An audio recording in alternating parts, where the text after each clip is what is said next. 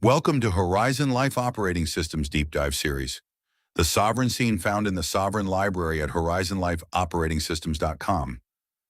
The Sovereign Scene, what this teaching is about. This is not a teaching about visualization. Visualization is something you do with your eyes closed, reaching towards something you don't have yet, hoping it arrives. It lives in the future tense. It carries the frequency of wanting, which is, at its root, the frequency of lack. The sovereign scene is different. It is not a picture of something you want. It is a written description of something you already have.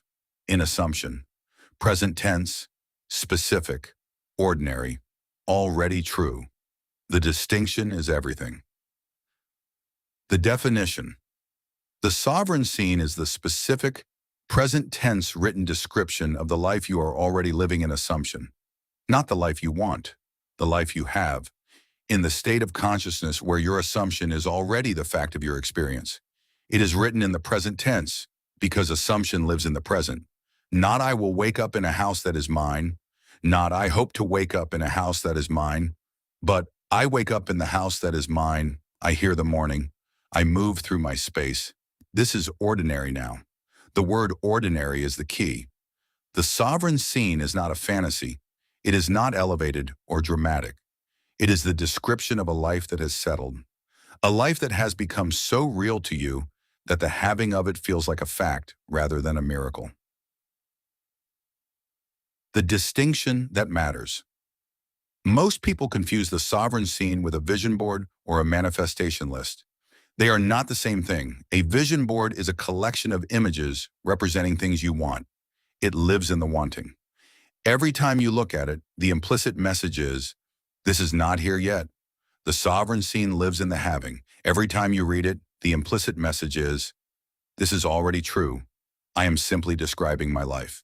The other confusion is between the sovereign scene and a goal. A goal is something you are working toward. The sovereign scene is not something you are working toward. It is something you are already inhabiting in consciousness. The difference is not semantic. It changes the frequency of everything that follows. You cannot write a sovereign scene that says, I am working toward financial freedom. You can only write, money moves through my life with ease. I make decisions from abundance. My account reflects the person I know myself to be. What it looks like in practice. It looks like this. You sit down to write the sovereign scene, and the first draft sounds like a wish list. I have a beautiful home. I have financial freedom. I am in a loving relationship. You read it back and it feels hollow. Because it is. It is general. It could belong to anyone. The sovereign scene is not general. It is specific enough that it could only belong to you. You write it again. This time you start with the morning, because the morning is where the body knows the truth of its life before the mind has had a chance to interfere. I wake up in the house that is mine. The light comes in from the east. I hear the city below, and I am not in a hurry. I make coffee in my own kitchen, and I sit with the silence before the day begins. This is ordinary now. That is a sovereign scene, not because it is beautiful, but because it is specific, present tense, and inhabited. Now it looks like this. You have been writing the scene for weeks. It feels true most mornings. Then one night the shift is hard, and you come home depleted, and the scene feels like something a different version of you wrote. A version that believed things you're not sure you believe right now. You don't rewrite the scene, you read it. You let the specific language, the light from the east, the coffee in your own kitchen, the silence before the day, do what language does. Evoke, not convince, evoke. The body remembers the frequency before the mind catches up. That is the practice working. It looks like this. The guardian asks you in a session, what did ordinary feel like today? And you realize you don't have an answer because you've been writing the scene but not inhabiting it. You've been reading the words without letting them land in the body. The guardian doesn't tell you to feel differently. It asks one more question. What was the one moment today where the scene felt closest to true? You think about it. You name the moment. And in the naming, the scene becomes slightly more real than it was before the session started. That is the practice working too. The deeper principle, Neville Goddard wrote, assume the feeling of the wish fulfilled. The sovereign scene is the written anchor of that assumption. It is the document that holds the assumption in language, specific enough to evoke the feeling, present tense enough to be inhabited rather than observed. The assumption is not something you feel once and then forget. It is something you return to. In the morning, in the journal, in the dialogue with the guardian. The sovereign scene is what you return to. It is the living document of who you already are in the state of the wish fulfilled.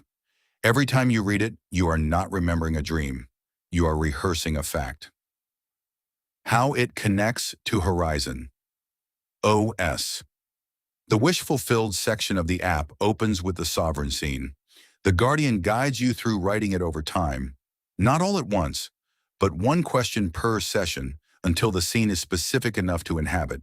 It asks, where do you wake up? What do you hear? What does your body feel like in that life? What is ordinary now that wasn't before? The bridge of incidents tracks the planks, the real-world moments where the assumption is landing in your lived experience. The $20 from a stranger in a pastry shop. The financial piece that replaced anxiety when looking at your account.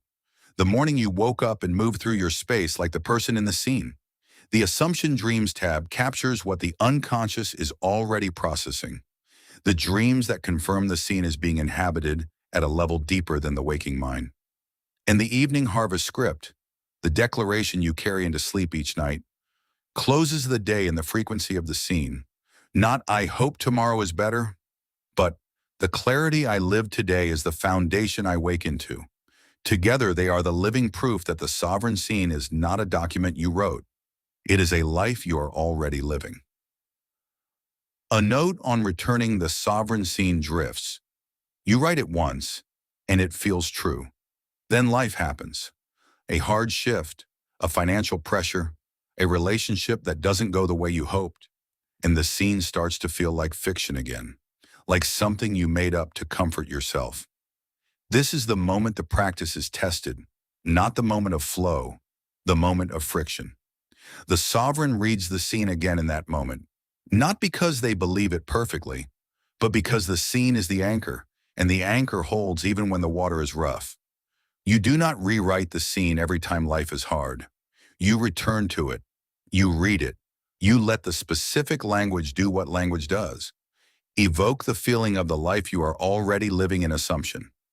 The scene does not change because the day was hard. The assumption does not move because the beast was loud. The sovereign scene is written once and returned often. That is the practice. This teaching is part of the Sovereign Library, a growing collection of free deep dives at horizonlifeoperatingsystems.com/library.html. Horizon OS is available at os.horizonlifeoperatingsystems.com